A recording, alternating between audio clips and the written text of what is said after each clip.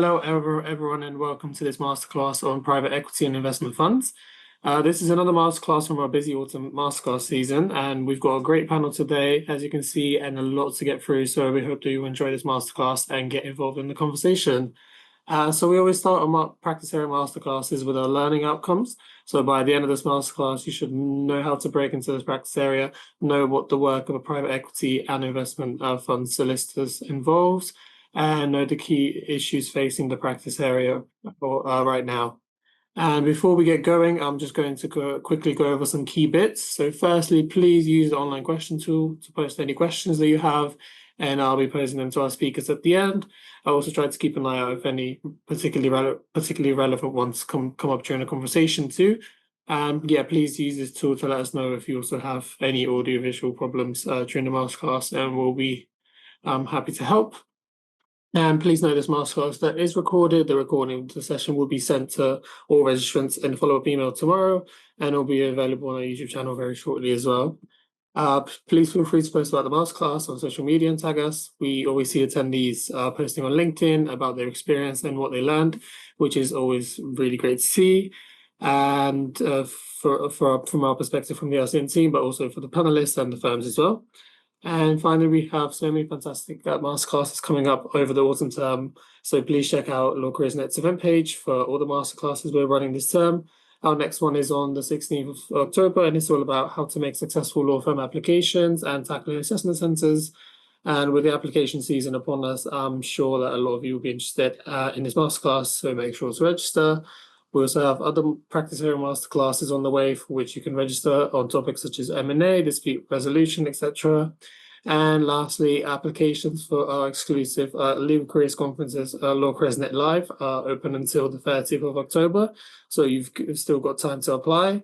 A little about the events. They're jam-packed with law firm networking, partner and trainee panels, interactive workshops, and lots more.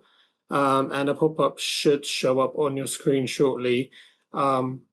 With a link where you can find out more and apply. And we do look forward to your applications as well. Okay, so with this out of the way, I'm just going to start off by asking the attendees to answer the question on the screen so our panelists can get an idea of who's joining us today. Okay, I'm just going to share these results. So it seems like we've got quite a lot of postgraduate students and also people in work, and also a bit of a mix between second, third year non-law students, which is great to see. And secondly, I would also like to run another poll just to get an idea of how much you might already know about private equity and investment funds. So do you know absolutely nothing, a little, a lot, or would you say you're an expert? See the majority of you saying a little, which is great. And some of you said a lot, and also a good amount of people have said absolutely nothing, which is great, because this is what the session is all about. Okay. So with these polls out of the way, I think we can get started, and we can start with a brief introduction from each panelist. So I'm just going to go off the order of my screen. Katie, if we could start with you, please. Yeah, absolutely. So I'm Katie Barker. I'm an associate in the private equity team at Skadden in their London office, and I work predominantly on mid to large cap private equity transactions. Thank you. And Angus? Hi, everyone. I'm Angus Thompson. I'm an associate at Travers Smith in the investment funds team. I work predominantly for private equity fund managers. Thank you. And Ellie? Hi, I'm Ellie Fialho. I'm a counsel in the private equity M&A team at Weil. Likewise, other panelists. My clients are predominantly private equity firms and investors. Great. And finally, last but not least, JE. Hi, everyone. I'm JE. I'm a third-year associate in our corporate practice at Jones Day. I do a mix of private M&A, private equity buyout, as well as fundraising work. So maybe a bit more broad stroke. Yes, nice to be here today. Thank you. And yeah, let's jump straight in. So Ellie, if we could start with you, and what is private equity, and what would you say are the different types of private equity funds? I guess in a nutshell, private equity is the making of investments into privately held companies, as opposed to publicly traded companies listed on stock exchange. Private equity covers a broad range of strategies, but what they all have in common is raising money from a group of investors, which I think Angus will talk about in a bit more detail in a moment, and then taking that capital raised and deploying it into making investments into either buying businesses, buying privately held companies, or making smaller minority investments in them. We see a broad range of private equity firms that sort of specialize in different types of investing. So you may have early stage kind of venture capital type funds, or a bit on from that growth funds that invest into relatively new businesses, from startup and then as they begin to grow through investment series. And then you've got much bigger funds that will have specialisms either in particular sizes of deals, particular geographies of investment, or perhaps particular business sectors of investment, so healthcare, industrials, consumer services. But broadly speaking, making investments into private companies of one type or another. Perfect, thank you, Ellie. And on a similar note, Angus, so what are investment funds? Yeah, sure. So in a nutshell, really, an investment fund is a vehicle through which investors pool their money, and so they'll pool their money together and invest that money in an idea or a strategy, which will be the strategy of the manager. So the investors, typically be institutional investors, pension funds, high net worth individuals, they'll all group together, they'll put their money together and then leave that money to be managed by the manager who will invest it in accordance with their investment strategy. That somewhat begs the question why investors would pool their money in the first place. Why don't they just invest their money individually? And there are a few reasons for that. I think the most important ones are that it allows for economies of scale. So investors who individually might not be able to acquire certain assets now have the benefit of pooling resources and being able to take a share of much larger assets. Another advantage of investing via a fund rather than in your own name is that you get the benefits of diversification. So the fund will invest in various assets, and so you get the diversification benefits of that. And I think finally, the key benefits is the expertise of the manager. So whereas you might not be terribly confident about investing your own money, when you invest in an investment fund, you get the sophistication and expertise of a fund manager investing that money for you, at least in theory. So that broadly is what a fund is, and why you choose to invest via a fund rather than directly. Okay, thank you. And sticking with you both, Ellie and Angus, so how are the two similar / connected, and what are the differences, I guess? I mean, I guess at a high level, the work that you do as an investment funds lawyer is predominantly focused on raising that fund, on the terms that those investors into that fund will need in order to make their investment, and then manage that investment. And then the work that Katie and I do more of is then when the PE fund itself, that the managers that Angus described, go out and make investments into businesses and make purchases. So the two go kind of side by side, but predominantly, my work is M&A focused, and an investment funds lawyer's work would tend to be more fundraising, and then kind of fund management focused. Yeah, That's absolutely right. Yeah, no, I completely agree. I think that's absolutely right. I have nothing really to add in any material sense. Just one sort of useful way of looking at it, perhaps, is sort of considering a line where you have the fund above the line, and then you have everything below the line. So the PE M&A lawyers will be handling the transactions below the line. The fund lawyers will be managing the fundraising process above the line, and then the ongoing operation of that fund above the line. Perfect, thank you both. And Angus, sticking with you for this next one is, what are the different types of lawyers in this practice area?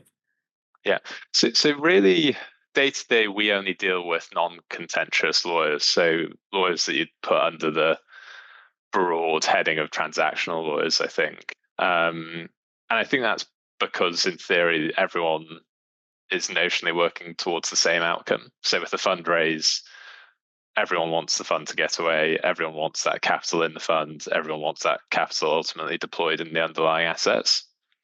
And because of that, we're all sort of working towards the same goal. But having said that, there are specialisms within that transactional umbrella. So we work very closely with, and I think a later question will go into this in more detail, but we work very closely with regulatory and tax lawyers predominantly. You can work with the lawyers across the firm. So we've been involved with employment teams recently, real estate teams, depending on the asset classes that you're involved with. So broadly non-contentious lawyers, but we draw upon the specialisms of other teams within the firm as well. Great, thank you. And sort of sticking to this theme of differences, Katie, how do private equity transactions differ from other corporate transactions? Yeah, it's a good question. And I think large elements are the same. So you're going to have an SPA or an APA. You're going to have kind of your regulatory analysis. Is there any competition considerations you need to be aware of? You're going to have all lawyers' favorite topic of diligence. But what I would say is PE has a few extra bells and whistles, which for these purposes, we could probably condense into three buckets, which I would say are structuring, management, incentive planning, and then also governance, go forward kind of exit process, which is wrapped up into what is the other key piece of paper on a PE transaction, which is your shareholders agreement alongside the articles. And I think if you take a step back for a moment and look at what a PE buyer is looking to achieve versus what a strategic might be, so they're not looking at holding assets for a prolonged period of time. Most of the time, they're looking to hold anywhere between 3 and 7 years, depending on the life cycle of the fund. Secondly, they're also not looking to run the business themselves. So a big part of deal origination when it comes to PE is not just finding like a good asset, but also a good management team that are going to come along for the journey and help grow the business. So that flows into one of the buckets I said of management incentivization. So often the private equity house will offer key members of management the opportunity to invest alongside them in the go-forward structure. So kind of what does that look like to ensure we've got economic alignment between the two? Structure itself then, what does your acquisition stack look like? And just to break that down a little bit, a PE house will set up a new company, which are called bidco, buyer, purchaser. It's referred to a lot of things, means the same thing. And that essentially is your M&A piece. So company A buys company B, your target.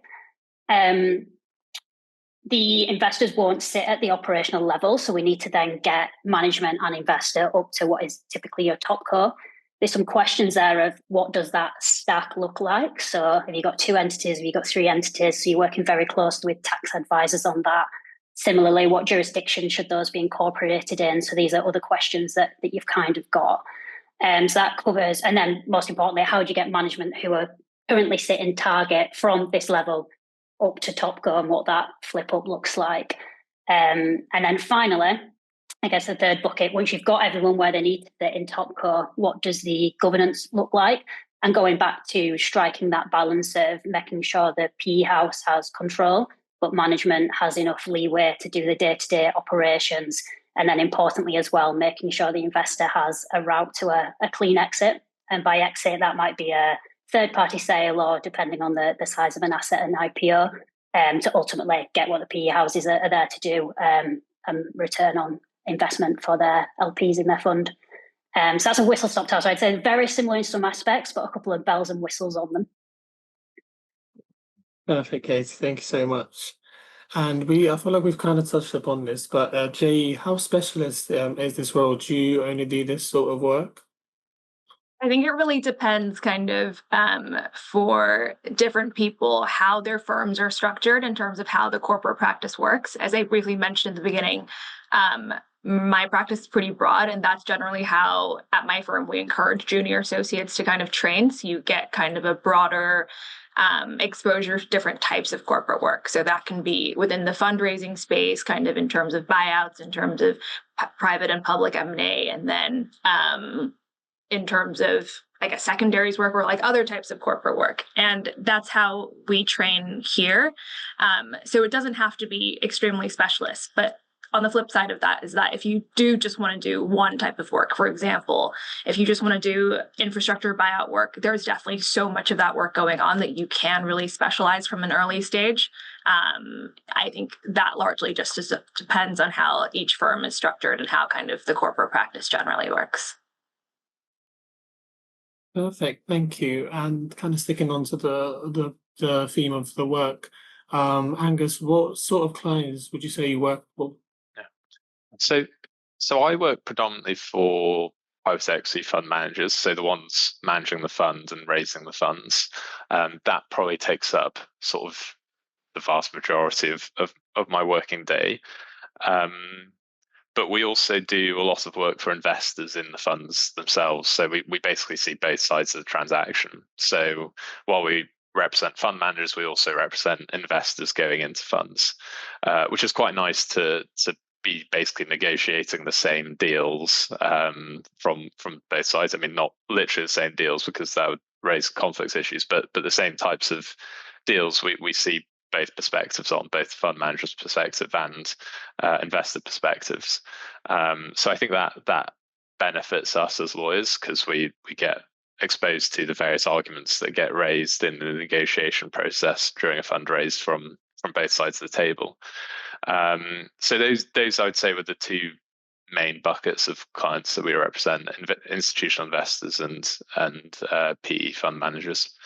I think the only other thing to add there is that the managers themselves can take various shapes and sizes. So you might be representing a first-time fund manager who's never raised a fund before, and you've really got to hold their hand through that process. Or you may be working for a manager that's now onto a successive vintage and is well established and has built up a track record. So a decent variety. Perfect, thank you, Angus. And Ellie, would you be happy to chip in? Yeah, so I guess in my practice on the more M&A side, we have a variety of private equity fund manager clients, but that is in my practice area, that's in acting for them in deploying the capital. We kind of predominantly we do a lot of work for kind of large PE managers with very large funds and that buy kind of high value assets. But we also do work for increasing number of fund managers now will have a diverse set of strategies. So they may also, for example, have a growth capital fund that do smaller, what you call kind of Series C or Series B investments. So you like when you're doing early stage investing, you go from kind of venture capital through to your Series A, B, C fundraisers. So we act for PE funds on different sides of deals. I'd say that we also actually do a fair amount of work where we end up acting for the portfolio companies themselves, and particularly for bigger fund managers, the portfolio companies can be very sort of sophisticated and high value businesses actually that do a lot of M&A activity themselves. For example, I do a lot of work for Howden Insurance. You might have seen, because they've been plastered all over the tube recently for sponsoring the rugby, the Lions tour. So if it rings a bell, that's possibly why. So we became involved with Howden when one of our PE clients invested in Howden 12 years ago. But we now do lots of work for Howden on their M&A. And on a lot of the transactions, we may also help portfolio companies with bolt-ons and with other kind of corporate transactions through the investment cycle. So there really is quite a lot of variety, both in the kind of PE, but also then in what that filters through to. Thank you, Ellie. And just sticking with you for the next one, what does the typical day in the life of private equity lawyers look like in terms of the problems/issues that you find yourself dealing with? So I think one of the things about this this practice area is that typical day is quite hard to define. You have real peaks and troughs in your workload, and you have on each deal that you work on, there will be particular issues, whether they be issues that arise in due diligence on an acquisition, particular kind of almost more human issues around different personnel involved in a particular investee business, structuring issues kind of linked to maybe the jurisdiction that you're investing in, or the investment requirements of a particular fund. So it's really varied. It draws in lots of input, as others have said, from other parts of the firm, from tax, from IP, real estate, employment, and also from other law firms sometimes where there's particular specialisms required. For example, in particular regulated areas where firms will not all have a completely full service set of practice areas, or for other jurisdictions. So lots of calls, although actually very rare to unless you're talking to one person. I don't remember the last time I did just a call that wasn't a video call. So that's something that's quite different since pre-COVID. Lots of video calls, lots of kind of internal meetings on strategy. Very kind of, I think it's quite a social job in terms of you just interact with a lot of different people. People are junior to you, senior to you. It's really varied. Great, thank you, Ellie. And JE, Ellie actually kind of mentioned the peaks and troughs. Would you say you've had a similar experience? Yeah, I do think just with one thing that a lot of lawyers will say is that you kind of wake up in the morning and you don't always know what your day is going to look like, or mostly you wouldn't know whether it's going to be busy or quiet or anything, just because a lot of things kind of come out during the course of the day that you might not have necessarily expected. So I think the kind of value of the job is also that it's quite unexpected. Like you kind of are always facing new challenges and dealing with new things, and things pop up commercially that you have to also kind of try to understand and contend with from a legal perspective. I think at least from like when you're applying and when you're thinking about what kind of practice area you want to do, the timeline for a corporate matter will be quite different from if you were to do like a disputes-based job, where, for example, if you're involved with a dispute, and this shows how little experience I have with disputes that I don't even know the right wording for it, but kind of those are years and years on end. So you kind of get really busy right before trial, as opposed to a corporate lawyer where I'd say your timelines are usually within a couple of months, where a deal will kind of start and then be negotiated and then sign and close. So it's kind of the timelines that you're looking at are different, and the pace of it is quite different as well. Great. And how international would you say is this area of law? Yeah, I think that also really depends on the firm and the kind of base of clients that you work for, but generally speaking, very international. I can't really think of a deal where I've not had to deal with someone from another office, either like one of our offices or like a local counsel. Usually clients are not based in the UK either, and for one reason or another, English law is the attractive kind of forum to conduct the deal in. So I'd say, especially with the way kind of private equity firms are based in all sorts of jurisdictions and kind of have assets all around the world, it's really international and just kind of becoming more and more so. Perfect. Thank you, JE. And I see we've already had a question about interested in how our panelists got into this area of law, which is links nicely to the next section. So Katie, if we start with you, can you describe your journey into this area of law? How did you come to be practicing in it, and what really drew you in? Yeah, definitely. So mine's probably an unconventional route, if you like. So went to a state school up north, did law at uni, but I actually did my training contract in-house, so with a company called Network Rail. It's still the less frequented option, I think, but they are more and more common now. So I still had the 4 6-month rotations, but I did those within the business and within the in-house legal team.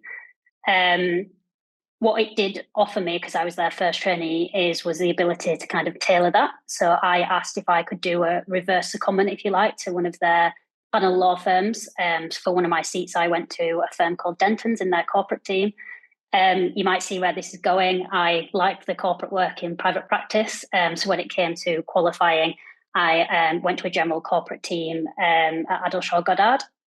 So I was there for about a year and a half. And as Jay mentioned, that was really good, I think, to get a broad scope of kind of all corporate work, not just PE, albeit I did really like the PE and kind of the fast-paced nature of it and the types of clients that you were advising.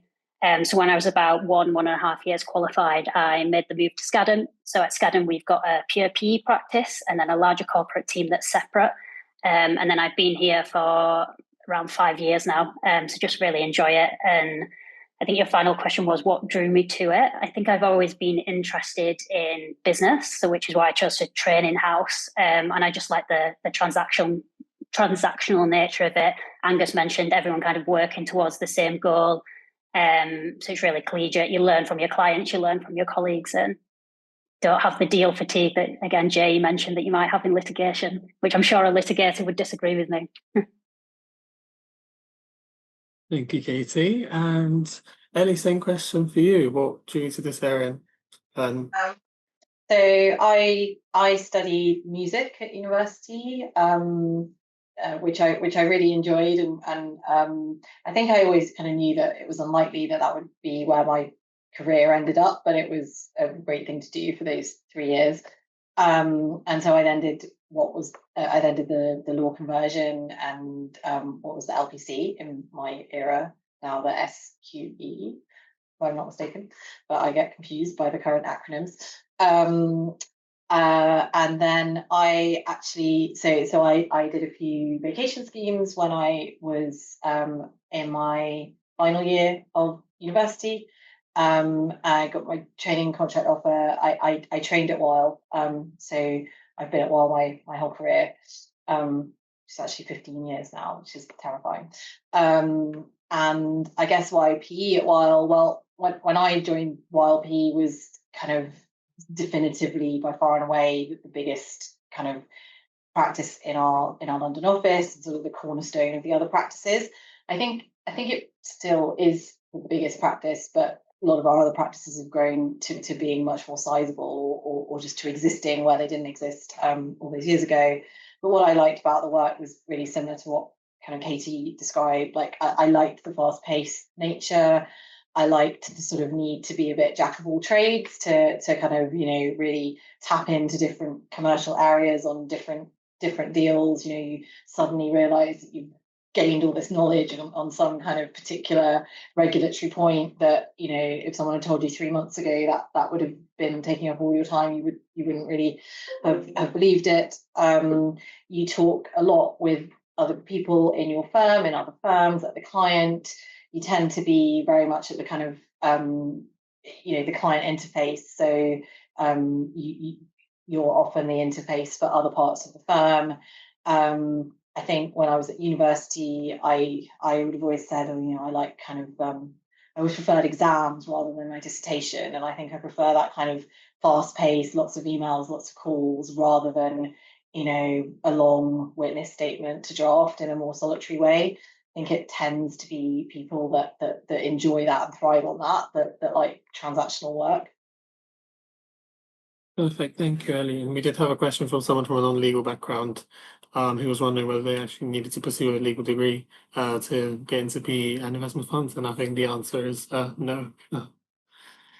And Angus and Jay, I'm also opening this question to you if you'd like to share a bit more about your journey and what drew you into practice area, if you'd like to share. Sure, I can offer my thoughts quickly. So I came from a non-law background, so I didn't do a law undergraduate degree. So like Ellie, I also had to do the conversion course and the LPC. And the firm I trained at actually had a very heavy disputes and international arbitration focus. It was a firm called Curtis Mallet Prevost, and I had a very heavily weighted training contract, shall we say, towards those practice areas, and they basically convinced me that I didn't want to do those things.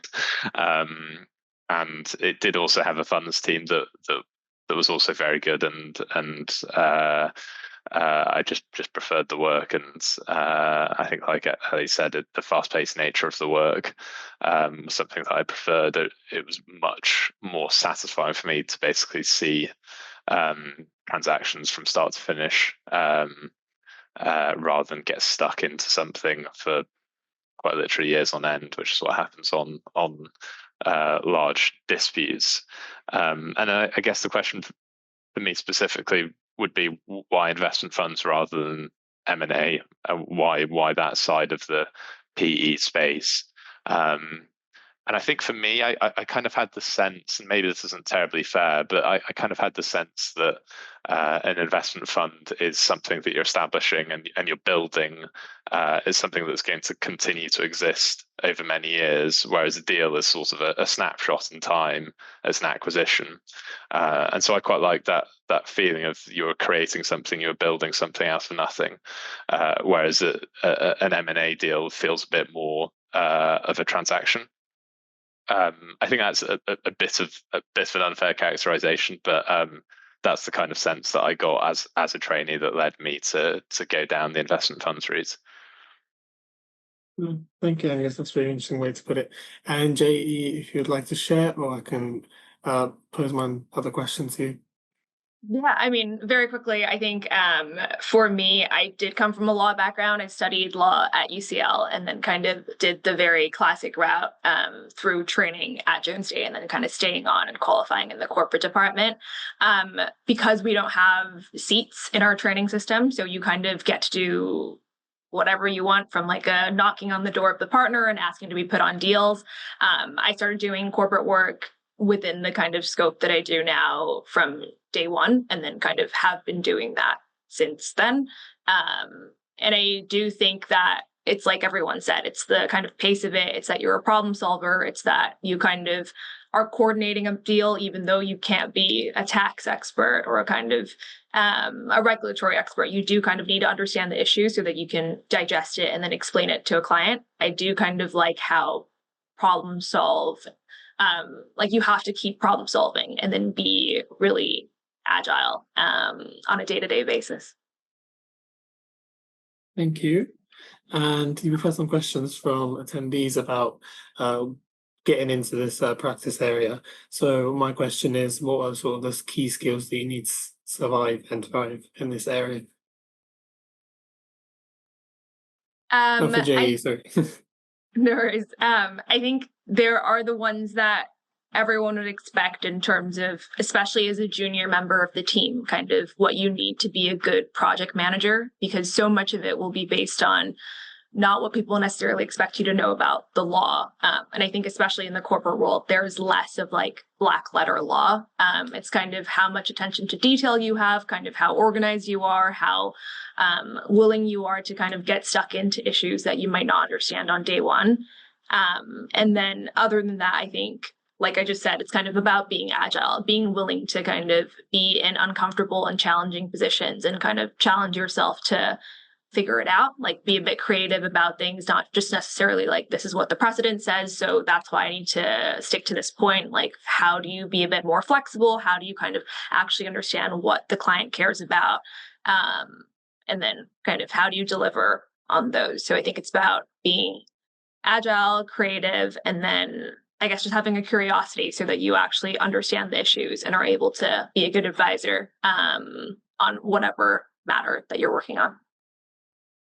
Great, thank you. And on this topic, I think students are also interested to know what kind of experience, for example, might be useful to have or to pursue ahead of getting into this area. So, Ellie, Katie, any of you have any thoughts?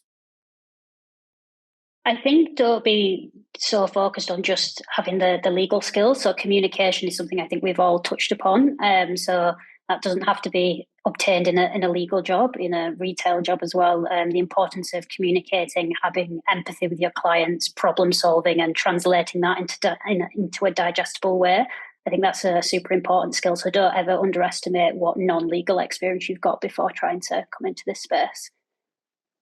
Yeah, I think generally when we're kind of interviewing and assessing candidates, you're looking for sort of qualities and ability to develop the skills that Jay explained. We're not expecting people to come in kind of fully understanding how private equity works. Like, in fact, it would be a bit unusual. It would probably be a red flag if somebody said that they did. So we're looking for like the right kind of mindset. I completely agreed with everything that Jay described. I'd probably add to the list sort of clarity of communication as well. Just being able to take kind of complex concepts or perhaps complicated sort of legal constructs and then distill them down into a way that is really non-legalistic, simple for the client to read and digest and to understand if they're not from a technical background. That's really important, and it's a slightly different way of communicating than perhaps writing essay subjects. If you're doing an arts topic at university, it's a slightly more kind of florid way of writing. And actually, I find when you're drafting emails or documents as a lawyer, like you tend to be trying to like make it kind of shorter and shorter, not build longer and longer. So that kind of ability to break things down, communicate them, think about subheadings and presenting things graphically where you can, like that sort of clarity of thought is really, really important, and it makes the jobs of your clients and your senior people in your team sort of simpler and more efficient to go about. So we're definitely looking for skills and mindset over and above kind of knowledge and direct experience. Perfect. Thank you both. And moving on to talk about a bit more about working the firm and business development. Jay, if I could start with you, how do you go about getting business for the department? Yeah, I think what I might say might be a bit different and kind of pitch at a different level to what someone like Ellie would say. But I think at least at our firm, juniors are really encouraged to get really actively involved in business development. And that's kind of attending a lot of the events that the firm already hosts. And then, so for example, like dinners that are focused at specific groups, kind of master classes, and then also being able to pitch your own events. So for example, we're hosting a mid-autumn festival event this week, which is kind of around a East Asian festival. So you kind of are able to connect people, clients, contacts around kind of specific holidays or events that you think would be a good opportunity to kind of meet people, get introduced to the firm.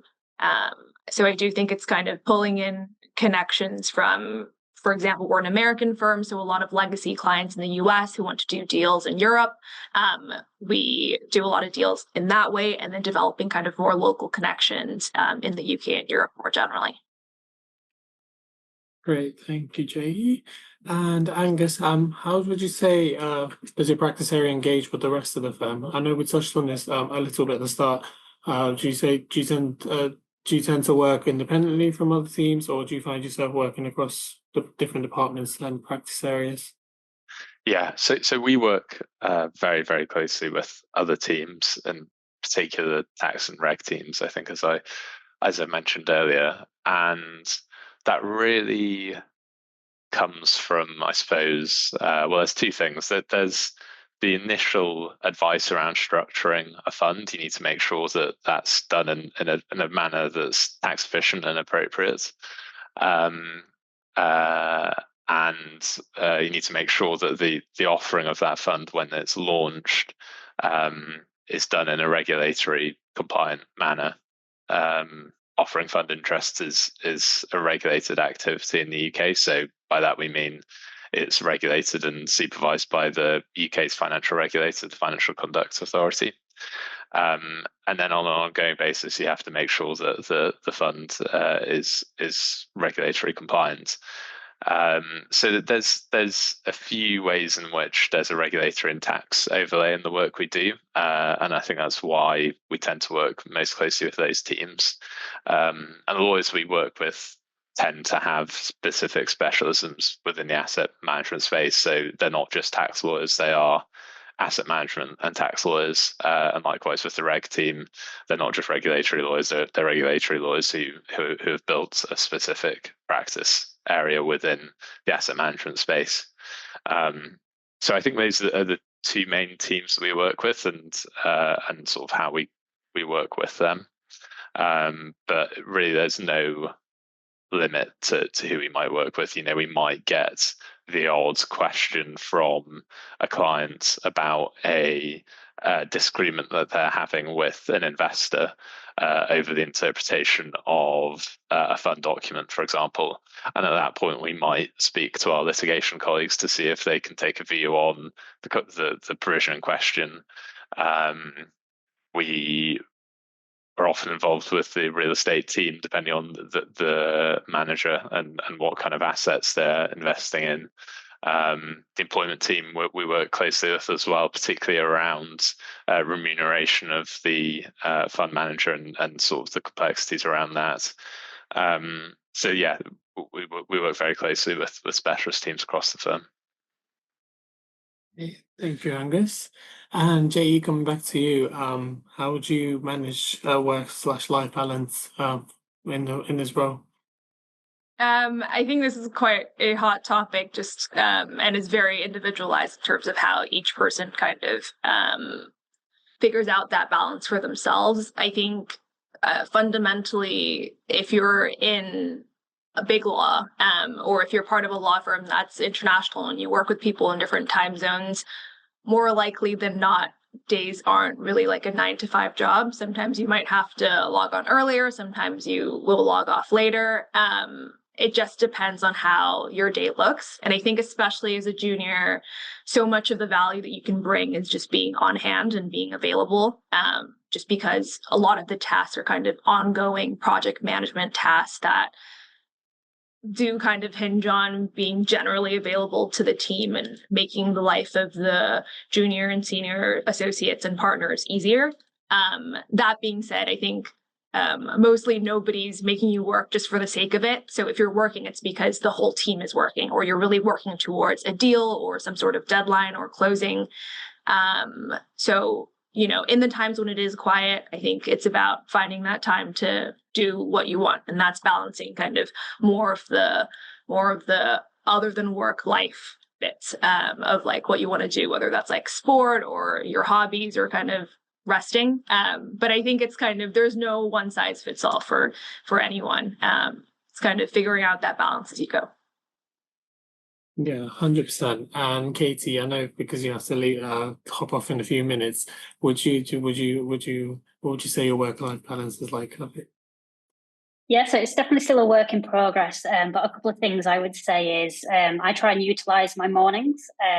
So you tend to have a better idea of what's going to happen kind of pre-9 a.m. than you do post. So I'll sort of go to the gym first thing, or do whatever I want first thing. The second piece of advice I would give, particularly for juniors, is control the controllable. So don't get really caught up with, I've got this plan on this date in 2 weeks' time that I absolutely need to go to, because it will just drain you of energy and you've got no control over whether you can or not. So just see where the day takes you, and if you can make arrangements so that you can still go, fantastic. But otherwise, you're just wasting expense at something. So those are my top tips.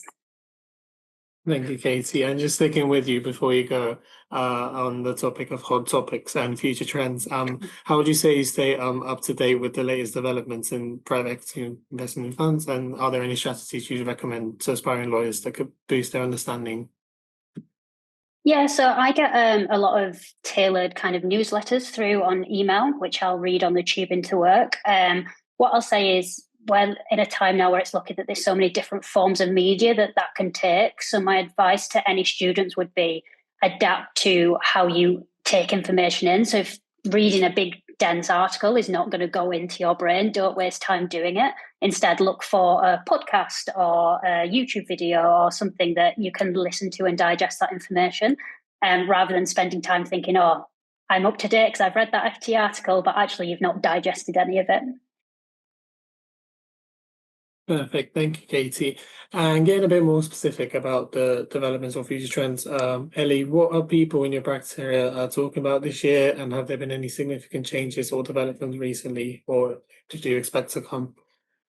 I guess over the last year or two, probably the thing that's kind of grown the most in the terminology that you see going around and the types of transactions that you see happening is and some of the students on this session might have seen this term in their kind of reading up around commercial awareness, but sort of secondaries deals, alternative exit strategies.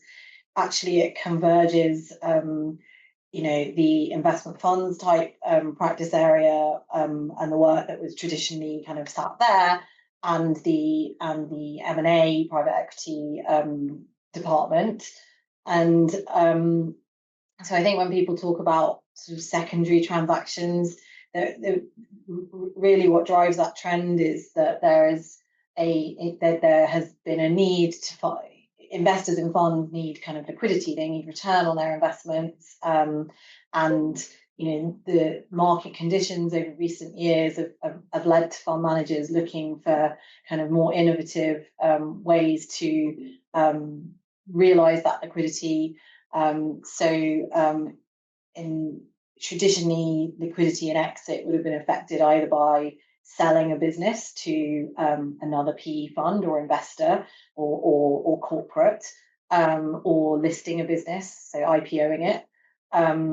But if the market condition isn't right to do that, or there is more potential for growth that perhaps the fund manager sees in the business, but its current funds sort of need to realise a return, then you'll now see managers kind of either selling businesses onto the next fund that they raise, or raising what are called continuation vehicles, which may be asset specific. So they're funds of the type that Angus has been describing through the session, but rather than invest across multiple businesses, they may invest in just one or two. So they allow investors to be more kind of selective in their strategy, and they allow the fund manager to keep generating the level of returns that its LP investors require. So there's been a kind of huge uptick in this type of activity over the last year or two, and certainly while it involves kind of elements of the fundraising kind of expertise that we have, and then also of the more kind of M&A type expertise that we have, and I think kind of general view at our firm and across the market is that is something that is kind of here to stay, and that kind of diversification and sort of evolution of the private equity industry is something that will continue. That's probably the biggest kind of buzzword of the moment, I would say. Great, thank you so much, Ellie. And Angus, what impact has AI or ESG had on your practice? Has it created any challenges, and if so, how do you overcome them? Yeah, so I think the extent to which AI impacts a lawyer's practice really is down to the lawyer, and the extent to which they're able to leverage AI competently and effectively and safely, for the want of a better word. So that really varies person to person. I think I'm not terribly good myself at using AI, I'm sure, to its full potential. I also have the sense that maybe AI isn't quite where it needs to be for most things that we do. Well, for pretty much everything that we do, but perhaps could be on the cusp of actually becoming incredibly useful over the coming year or years. There are certain tasks which junior lawyers do that AI hasn't yet fully managed to automate, but I think it's probably quite close to being able to do. Yeah, I think we just need to wait a bit, I think, on AI, but so far hasn't actually had that much effect day to day on my practice, at least. ESG, by contrast, definitely has had a massive impact over the last few years. So there's really a growing sentiment amongst investors in particular that they expect fund managers to engage in ESG principles, and that has actually been enshrined now in EU law, which requires managers to make disclosures in their offering documents around certain sustainability and ESG metrics. The slight complication here is that the US is taking a somewhat different approach, shall we say. So since the Trump administration came in, everything around ESG and DEI has become somewhat of a dirty word almost. So managers are having to walk a bit of a tightrope. Managers that are targeting US and EU capital, at least, are walking a bit of a tightrope around their messaging around ESG. So there's a bit of turbulence there, but it's not something which I expect is going to go away anytime soon. So certainly ESG is a real issue. Great, thank you, Angus. And JE, do you have you noticed any developments of any sorts that shaping your practice area? Yeah, we actually adopt quite a lot and are encouraged to adopt quite a lot of AI in our day-to-day practice. I think instead of it kind of at this point replacing what a more junior lawyer would do, what we kind of do now is kind of use it as a bit of a second opinion. So instead of using Google to kind of check through something, if there's something you kind of know or you're kind of sure about, but just want like a second opinion before sending it to the partner, I think what we do is we run it through one of the AI softwares that like replace Google internally.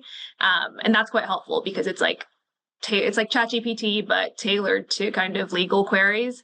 And I think it's been quite helpful in terms of consolidating information. So if you've read something and you're trying to put together a summary, it's either a good starting point or it's a good way for you to check like, oh, am I reading this really, really long provision correctly?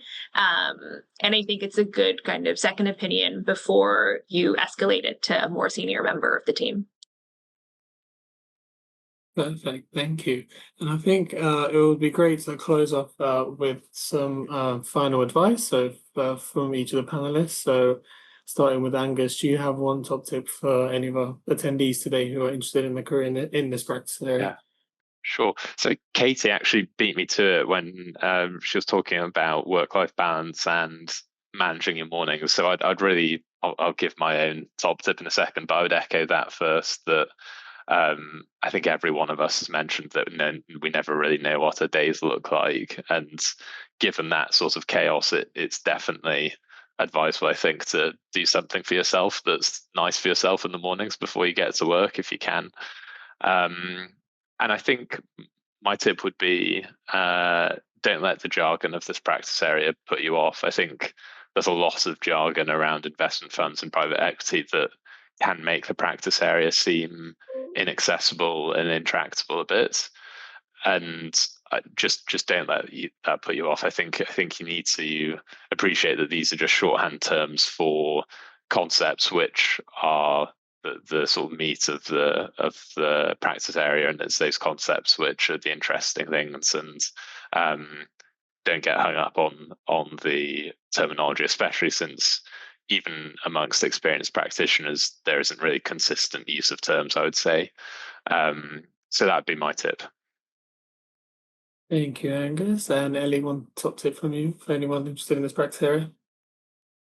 I would say kind of keep an open mindset as you go through this process of attending these types of events, reading up around firms, making applications, then hopefully doing vacation schemes, and even then during hopefully training contracts. I think it's very difficult to know before you actually get into your firm where you're going to find is the best fit for you.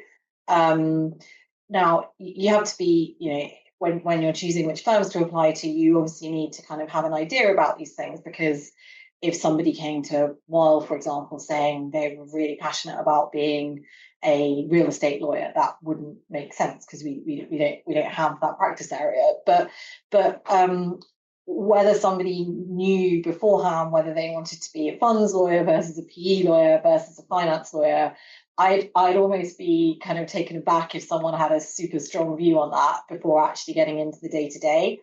And look, these things are also shaped by kind of less there's other more human factors that will impact on where you might ultimately want to qualify and build your career.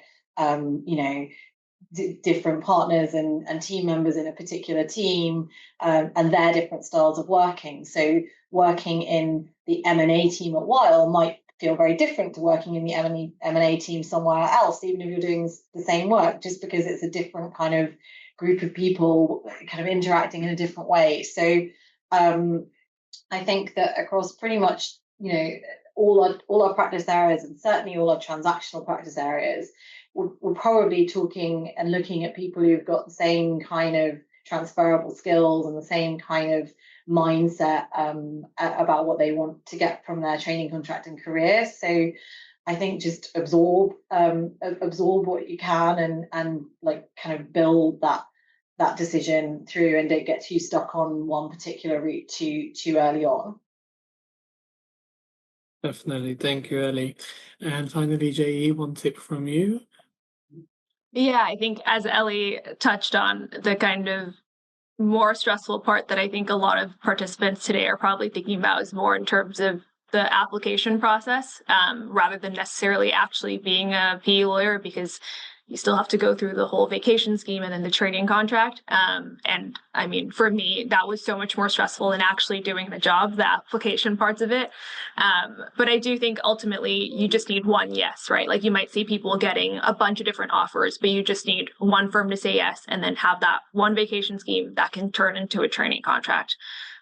In terms of practical advice on if you're interested in this kind of practice area, whether it's in terms of interviews or when you're actually starting the training contract, I think if you're faced with a challenge or an issue, kind of put it into context. Like if you're asked to talk about a recent case or a recent kind of deal in the news, kind of talk about what you think actually matters to the different stakeholders. Like, what are people trying to do? Is the fund trying to where is the fund trying to raise this money from? What are they looking to deploy? What are the assets they're looking to invest in? And I do think kind of thinking through the context of things shows that you have that commercial awareness that people talk about, but it's difficult to understand, and also shows that you're genuinely interested in kind of the practice area and what people in the industry kind of would be thinking about. Perfect. Thank you all for your advice. And just before we close off, I'm going to run a final poll for attendees to find out what their key takeaway from the session is. So if you could answer the question on the screen, please. So is your key takeaway how to break into this practice area, understanding the work of these types of solicitors, the key issues facing the practice area, or something else? Doesn't let us vote. I'm trying to vote. Sorry? It doesn't let the panelists vote. I'm trying to vote. Oh, yeah, it's for the attendees only, I'm afraid. Ellie, what would you say your key takeaway is? I don't want to say it because it might influence the vote. I say afterwards. Okay. Okay, I think I've given you enough time to end the poll. Majority of you have said to understand what the work of private equity investment funds solicitors involves, which is great. And Ellie? That's actually what I was going to say that. Okay, great. You're perfect. Thank you for that. It's great to see what you're taking from the session. And before you all go, just another reminder to attendees that we'll be sending out a link containing the recorded session. So please keep an eye out for that. There'll also be a survey popping up once this masterclass has ended. So please fill that in to let us know how you've enjoyed today and what other topics you'd like us to cover in the future. And remember to check out all our other upcoming masterclasses on our events page on LawCareers.net. The link will be in the follow-up email as well. And thank you very much once again to our panelists and to everyone attending today. And we look forward to seeing you again next time. And have a great afternoon.